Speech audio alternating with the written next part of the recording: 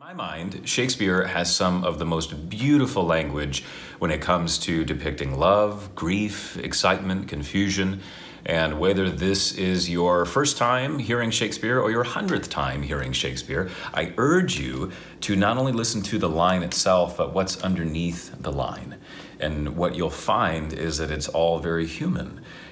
We haven't really changed a lot in 500 years. And that unifying experience, I think, is what keeps people coming back to Shakespeare and why his writing stands the test of time.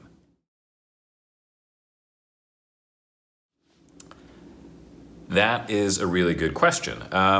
I have rarely been on stage with musical instruments on the same deck as us. If I've been in a musical, they've typically been down in the pit.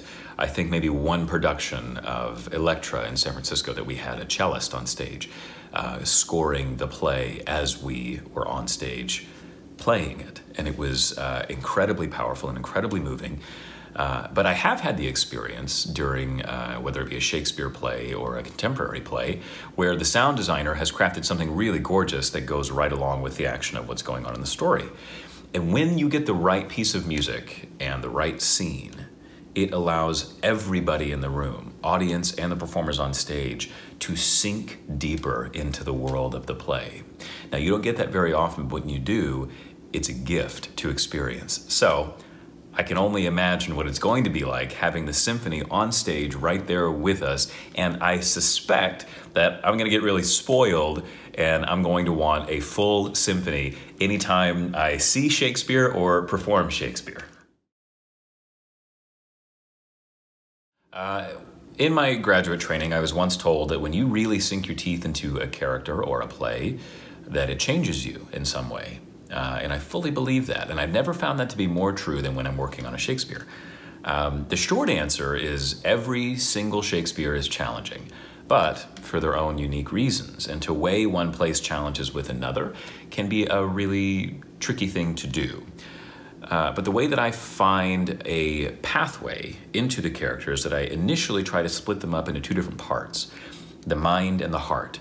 Now, with the mind, we have an abundance of Shakespeare's words right there on the page, giving us direct insight into what that character is thinking. So then the trick becomes, for my own process at least, is how do I find the hook into the heart of that person? How do they express love? How do they express hatred, grief, happiness, sadness? And how do they experience shame? If I can find a way into that person's heart, I have a better chance at building a more fully fledged human being up there on stage. Now, currently, what is really tricky is Hamlet. His emotional state, combined with his constant mental turmoil, is really challenging.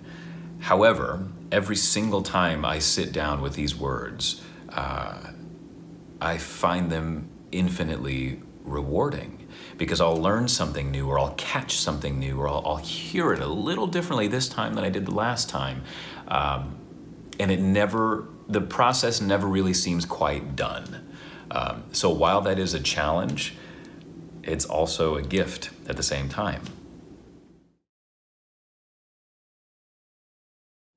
So I have not yet had the chance to portray either of these characters in a professional setting, and I know it sounds really cliche to say, but I'm really looking forward to getting to know these characters better.